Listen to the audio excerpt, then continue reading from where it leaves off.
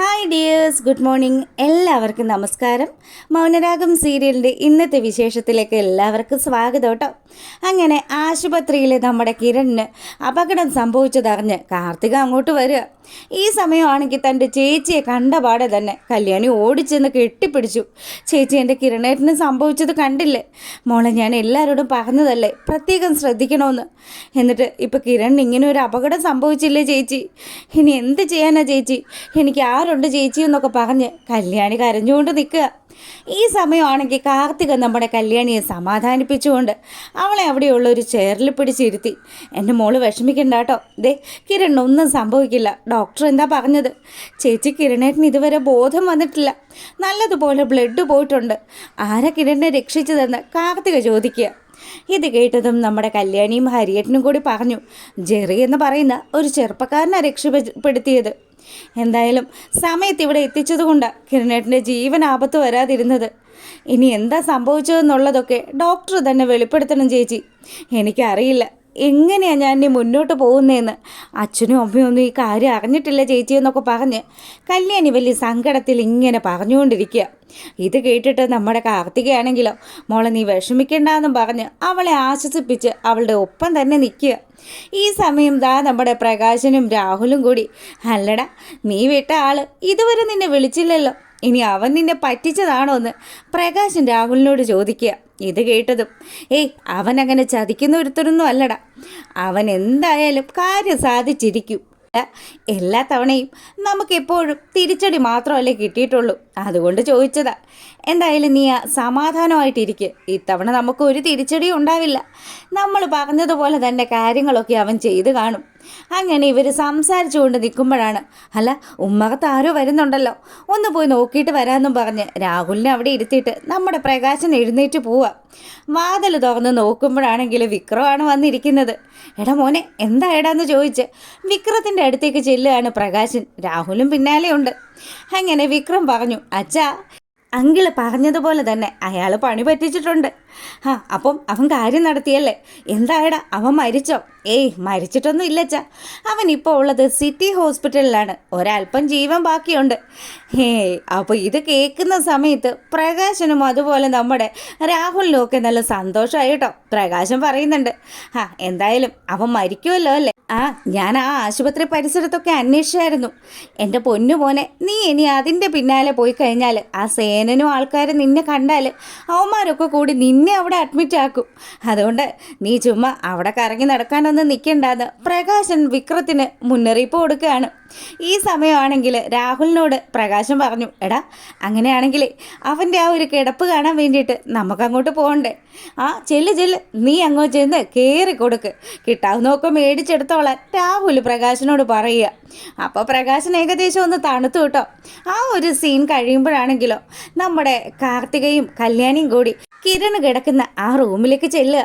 കിരണിൻ്റെ ആ കിടപ്പ് കാണുമ്പോൾ തന്നെ കല്യാണിയുടെ ചങ്കു പൊടിഞ്ഞു. കല്യാണി ഓടിച്ചെന്ന് കിരണേട്ടാന്ന് വിളിച്ച് കിരണിൻ്റെ അടുത്ത് ചെന്ന് കിരണിനെ വിളിച്ചുണർത്താൻ നോക്കുന്നുണ്ട്. പക്ഷേ ബോധം തെളിയാത്തത് കൊണ്ട് തന്നെ കിരൺ ആ ഒരു രീതിയിൽ തന്നെ കിടക്കുന്നത് കണ്ടപ്പോൾ കല്യാണിയാണെങ്കിൽ തകർന്ന് നിൽക്കുന്നു. കാർത്തികയാണെങ്കിലും, മോളെ നീ വിഷമിക്കല്ലേ, കിരൺ ഒന്നും സംഭവിക്കില്ലടി, നമ്മുടെ എല്ലാവരുടെയും പ്രാർത്ഥനയുണ്ടല്ലോ. ചേച്ചി 2-3 ദിവസമായിട്ട് എൻ്റെ മനസ്സിൽ ഇങ്ങനെ ഒരു അപകടം തോന്നിയതാ, ഞാൻ അതുകൊണ്ട് കിരണോട്ടിനോട് പ്രത്യേകം ശ്രദ്ധിക്കണമെന്നും പറഞ്ഞതാ. ആ മനോഹറിൻ്റെ പിന്നാലെ പോയതുകൊണ്ടാണ് ഇപ്പം ഇതൊന്നും അറിയാൻ പറ്റാതിരുന്നെന്ന് പറഞ്ഞ് കല്യാണി നിലവിളിച്ചുകൊണ്ട് നിൽക്കുമ്പോൾ നമ്മളെ കാണിക്കുന്നത് ജെറിയാണ്. സോറി കേട്ടോ, ജെറിയല്ല, നമ്മുടെ ഗംഗാപ്രസാദിനെ. എന്തായാലും എൻ്റെ പുതിയ പേര് കൊള്ളാമെന്നും പറഞ്ഞ് അവൻ്റെ പുതിയ പേര് ജെറി ജോൺ എന്നും പറഞ്ഞ് ഇങ്ങനെ കണ്ണാടിയിൽ നോക്കി ഇങ്ങനെ സംസാരിച്ചുകൊണ്ട് നിൽക്കുക. അവൻ വേഗം തന്നെ ലാപ്ടോപ്പ് എടുത്തിട്ട് അതിൽ നമ്മുടെ ലക്ഷ്മിയമ്മയുടെയും കാർത്തികയുടെയും പടം എടുത്തു വെച്ചിട്ട്, നിങ്ങളുടെ രക്ഷകൻ ഇപ്പോൾ എന്താ സംഭവിച്ചത്, ഇനി അവൻ ഇതൊരു പാഠമായിരിക്കണം, നിങ്ങളെ രക്ഷിക്കാൻ ആര് ശ്രമിച്ചാലും അവരുടെയൊക്കെ ഗതി ഇത് തന്നെ ആയിരിക്കുമെന്ന് പറഞ്ഞ് അവൻ ആ ഒരു ഫ്ലാഷ് ബാക്കിലേക്ക് പോവുക. നമ്മുടെ കിരണിനെ രക്ഷപ്പെടുത്തുന്നതായിട്ട് ആക്ട് ചെയ്തുകൊണ്ട് കിരണിനെ തല്ലാനുള്ള ആ ഒരു കൊട്ടേഷൻ കൊടുത്തത് ഈ വൃത്തികെട്ടവനാണ് എന്നുള്ള കാര്യം അവിടെ വെച്ച് നമുക്ക് മനസ്സിലാകുക. ഇവൻ്റെ നിർദ്ദേശപ്രകാരമാണ് ആ കൊലയാളി നമ്മുടെ കിരണിൻ്റെ തലമണ്ടയ്ക്ക് അടിച്ചത്. എന്തായാലും ഇവൻ ഇപ്പം ഇങ്ങനെ ഒരു പറ്റിയിരിക്കുന്നത് കൊണ്ട് പെട്ടെന്ന് തന്നെ കാർത്തികയും അമ്മയും തീർക്കാൻ സാധിക്കുമെന്നൊക്കെ ഇവൻ ഇങ്ങനെ ഇരുന്ന് മനക്കോട്ട കെട്ടിക്കൊണ്ടിരിക്കുക. അപ്പം എന്തായാലും ഗംഗാപ്രസാദ് എന്ന് പറയുന്നവൻ ഈ നാട്ടിലെത്തിയതിൻ്റെ എല്ലാവിധ രഹസ്യങ്ങളും കിരണിനെ സഹായിക്കുന്നതായിട്ട് കാണിച്ചുകൊണ്ട് അവനെ അപകടത്തിലേക്ക് തള്ളിവിട്ടതാണ് എന്നുള്ള കാര്യമൊക്കെ നമുക്ക് ഈ ഒരു സീനിലൂടെ ബോധ്യപ്പെടും കേട്ടോ. അങ്ങനെ ആ ഒരു സീൻ കഴിയുമ്പോഴാണെങ്കിലോ നമ്മുടെ കല്യാണിയെ ഡോക്ടർ വിളിപ്പിച്ചു. അതെ കല്യാണി, മോള് വിഷമിക്കുകയൊന്നും ചെയ്യരുത്, കിരണിന് കുറച്ച് പ്രശ്നങ്ങളൊക്കെ ഉണ്ട്. എന്താ ഡോക്ടർ, എന്താ പ്രശ്നമെന്ന് കല്യാണി ചോദിക്കുക. ഇത് കേട്ടതും ഡോക്ടർ പറഞ്ഞു അവൻ്റെ ഓർമ്മകളൊക്കെ നഷ്ടപ്പെട്ടിരിക്കുക. ഇത് കേട്ടതും കല്യാണി അലമുറയിട്ട് നിലവിളിക്കാൻ തുടങ്ങി. ഞാൻ എന്താ ഡോക്ടറെ കേൾക്കുന്നത്? സംസാരശേഷി ഇല്ലാതിരുന്ന എന്നെ കൈ പിടിച്ചുയർത്തിയ ആളാ എൻ്റെ കിരണേട്ടൻ. എന്നിട്ട് എൻ്റെ ഏട്ടൻ ഇങ്ങനെ സംഭവിച്ചല്ലോ എന്നൊക്കെ പറഞ്ഞ് അവൾ നേരെ പോവാ കിരൺ കിടക്കുന്ന ആ ഒരു റൂമിലേക്ക്. അവിടെ ചെന്നതും കിരണിൻ്റെ നെഞ്ചത്ത് തല ചായച്ചു വെച്ചുകൊണ്ട് കല്യാണി കരയുമ്പോഴത്തേക്കിനും കിരൺ കല്യാണിയെ വിളിച്ചു. അങ്ങനെ അവൻ ആ ഒരു ഉറക്കത്തിൽ നിന്ന് ഉണർന്നു എന്ന് മനസ്സിലാക്കിയ കല്യാണി കിരണേട്ടന് ഓർമ്മ വന്നു എന്ന് ചോദിച്ച് വലിയ സന്തോഷത്തിൽ അവിടെ നിൽക്കുമ്പോഴത്തേക്കിനും ഡോക്ടർ വന്നിട്ട് പറഞ്ഞു, അതേ കിരൺ പറഞ്ഞിട്ടാ ഞാൻ അങ്ങനെ ഒരു നുണ പറഞ്ഞത്.